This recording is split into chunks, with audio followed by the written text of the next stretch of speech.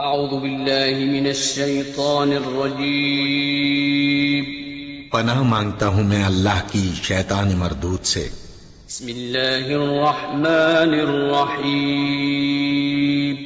شروع اللہ کا نام لے کر جو بڑا مہربان نہایت رحم والا ہے۔ یہ رمضان کا مہینہ پاک مہینہ، برکتوں کا مہینہ، رحمتوں کا مہینہ، عظمتوں کا مہینہ، یہ اللہ نے اپنا مہینہ رکھا اور انسانوں کو مہمان رکھا کہ اس مہینے میں انسانوں تم مہمان رہو اور 11 مہینے کے اندر جو تم نے غلطیاں کی ہیں ان غلطیوں کا سدھار اس مہینے میں کر سکتے ہو۔ اس کی عظمت ہی الگ دی ہے کہ اگر تمہارے دماغ میں یہ رہے گا کہ ہم اللہ کے گھر ہیں اور اللہ کے مہمان ہیں تو یقیناً تم اپنی غلطیوں کو سدھارو گے، اور اگر تمہیں یہ نظر نہیں آئے گا تو پھر تم بڑی بڑی ہستیوں کو دیکھ کر مسکراؤ گے اور انہی پر پیسہ لٹاؤ گے، کسی غریب کی مدد نہیں کرو گے اور نہ ہی کسی غریب کی عزت کرو گے، تو یقین مانو تم اللہ کی نظر میں کچھ بھی نہیں ہو۔ اب تو حالات ایسے ہیں کہ شاید جن پر پیسہ ہے ان کا خیال جانوروں پر تو جاتا ہی نہیں ہے کہ ہمارے مال میں جانوروں کا بھی حق ہے، ہم جانوروں کو بھی کچھ نہ کچھ کھلاتے رہیں۔ تو جن کا دماغ یہ کام نہ کرتا ہو کہ ہم جانوروں کے لیے بھی نکال کر کچھ نہ کچھ روزانہ،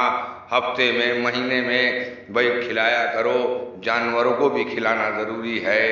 تو اب جب اس کے دماغ میں جانور ہی نہیں ہے تو انسان کی کیا مدد کرے گا اور اس کے ساتھ کیسا برتاؤ کرے گا؟ یہ بات بالکل عقل سلیم سے سمجھنے والی ہے۔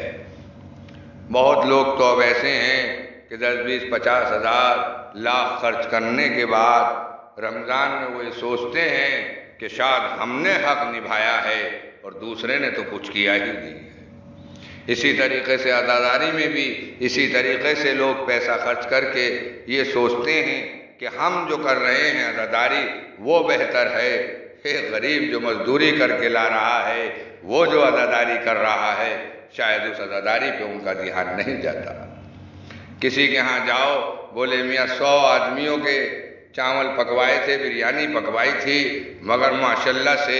300 آدمی کھا کے گئے ہیں۔ اس شخص کو یہ پتہ نہیں ہے کہ جب تیرے ہاں 100 آدمیوں کا پکوایا 300 کھا سکتے ہیں تو وہ آدمی بھی تو ہو سکتا ہے کہ جس کے گھر میں 10 کا پکا ہو اور 500 کھا گئے ہوں، وہ آدمی بھی تو ہو سکتا ہے جس کے ہاں 100 آدمیوں کا پکا ہو، 1000 کھا گئے ہوں۔ ارے اس کے بارے میں سوچ، اپنی برکت کے بارے میں نہیں کہ وہ اس آدمی کو ڈھونڈ کہ جس کے ہاں تجھ سے بھی زیادہ برکت ہوئی ہے، اسے اپنا دوست بنا۔ اور مولا کائنات علیہ السلام پیغمبر اسلام اس دنیا سے روانہ ہو گئے، حکم خدا تھا اور پیغمبر اسلام اس دنیا سے روانہ ہوئے اور مولا کائنات نے اللہ کے آنے والے جتنے بھی کلام تھے انسانوں کے لیے انہیں آگے بڑھانا شروع کرا اور پیغمبر اسلام کی ساری وصیتوں کو پورا کرنا شروع کرا۔ اور ان جگہوں پر جا کر بیٹھتے تھے میرے مولا جہاں پر بڑے بڑے بادشاہ بیٹھے ہوئے ہیں اور ان کے سارے جتنے بھی عہدہ ہیں وہ سب بیٹھے ہوئے ہیں، اور وہاں انسان آتے تھے اور اپنے سوال لے کے آتے تھے، اپنی پریشانیاں لے کے آتے تھے، مگر میرے مولا نے یہ اعلان کر رکھا تھا کہ کچھ بھی پوچھو، جو تمہیں پوچھنا ہے، سارے جانوروں کے بارے میں پوچھو، زمین کے بارے میں پوچھو، آسمان کے بارے میں پوچھو، زلزلے، طوفان، ہوا، فضا، آسمان، فرشتے، کسی کے بھی بارے میں پوچھو، علی بتائیں گے۔ اور علی نے اللہ کا پیغام آگے بڑھانا شروع کیا اور مولا وہاں بیٹھتے تھے، اور پھر لوگ جب مایوس ہو کے جاتے تھے تو مولا کے پاس ہی رکتے تھے اور مولا سے کہتے تھے کہ یہ سوال ہے، اس کا جواب دیجئے، اور یہ پریشانی ہے کہ یہ دور کیسے ہوگی۔ میرے مولا بتایا کرتے تھے اور اس کی پریشانی دور ہوتی تھی اور اس کے سوال کا صحیح جواب ملتا تھا اور وہ پھر بھیج کے جاتا تھا۔ آپ کو بھیجنے کی ضرورت نہیں ہے، آپ کو مولا کے یہ کام کرنے کی ضرورت ہے جو دنیا کہے کہ یہ ہے وہ علی کے چاہنے والے جن کے ہاتھ سے بیماروں کو دوائی ملتی ہے، نام سے کوئی لینا دینا نہیں۔ یہ ہیں وہ علی کے چاہنے والے جن کے در سے بھوکوں کو کھانا ملتا ہے مگر نام سے کوئی لینا دینا نہیں۔ یہ ہیں وہ لوگ جو اپنے ہاں اپنے قریب پڑوسیوں کو، رشتہ داروں کو اور جہاں تک بھی ہو سکتا ہے بچوں کو تعلیم دینے کا کام کرتے ہیں، یہ ہیں علی والے۔ ایسے بننے کی ضرورت ہے۔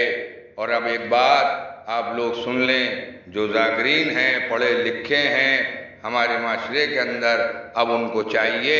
کہ 4 الفاظ تو ضرور لکھیں وہ، اور شعور کے ساتھ اس اسرائیل کی مذمت کریں۔ کل الوداع والا جمعہ ہے، اور بتلائیں دنیا کو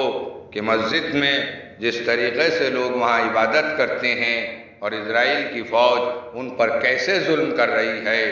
آپ لوگ جب مذمت کریں گے اور بتائیں گے تو انشاءاللہ اس شیطان کی حکومت کو ختم کر دیا جائے گا اور ایک انسانیت والی حکومت کو وہاں پر ضرور رکھا جائے گا